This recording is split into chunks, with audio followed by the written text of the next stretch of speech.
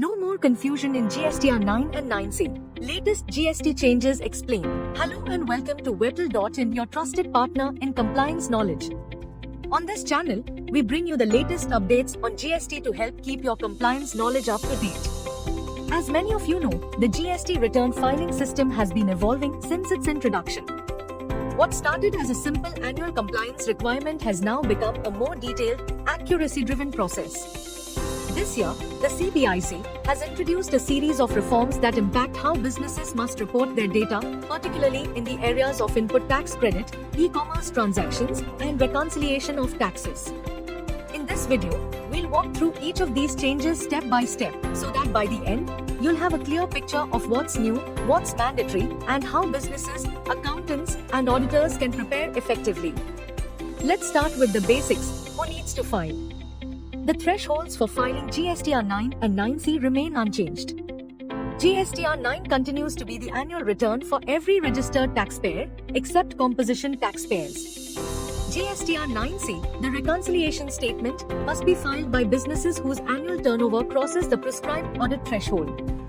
The key point here is, while eligibility hasn't changed, the complexity of reporting has increased, so businesses must stay alert. Revolutionizing GSTR-9 ITC reporting. For years, one of the biggest bottlenecks in our annual GST compliance has been the reconciliation of input tax credit in the GSTR-9 annual return.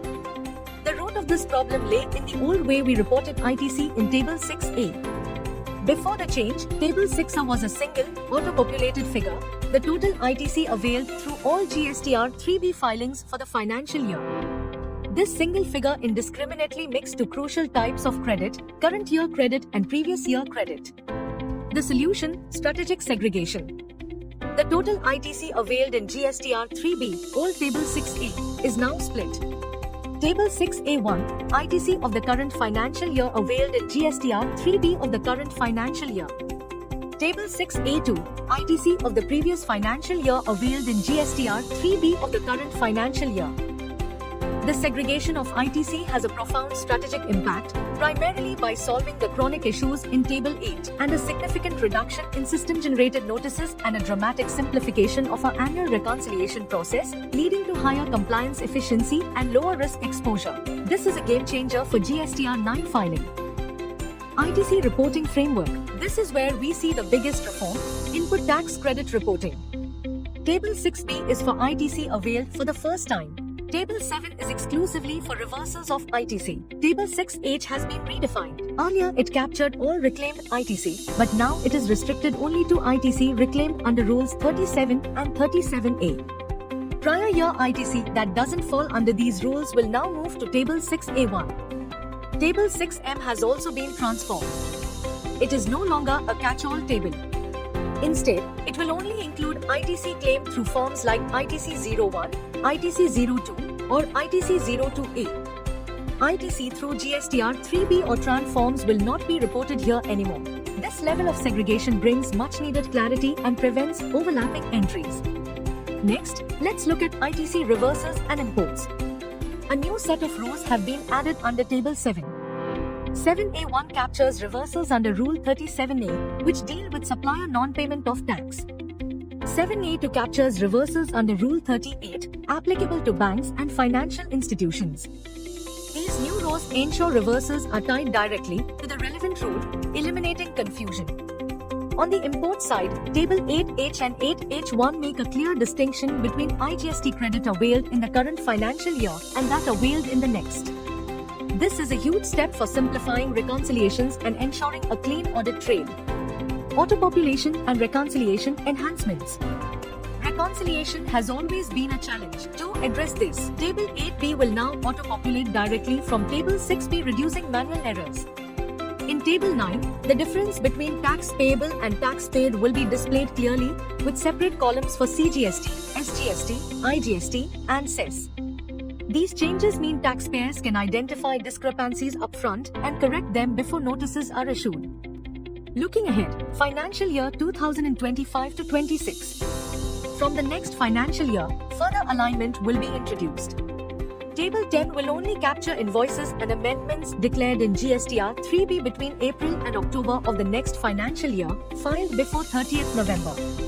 Table 13 will report ITC claimed in the next year, but ITC under Rules 37 and 37A will continue to be reported under Table 6H of the following year. This ensures the cut-off dates of annual return and GSTR-9 are aligned, reducing mismatches. One of the most important changes this year is for e-commerce transactions.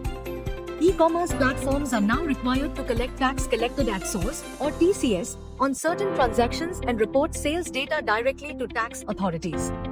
Suppliers selling through these platforms must ensure their own data matches what the operator reports, because mismatches will be easily flagged. For suppliers, this means proper registration, correct classification of goods, and timely reconciliation are critical. This move makes the ecosystem more transparent, but also increases compliance responsibility for both suppliers and operators.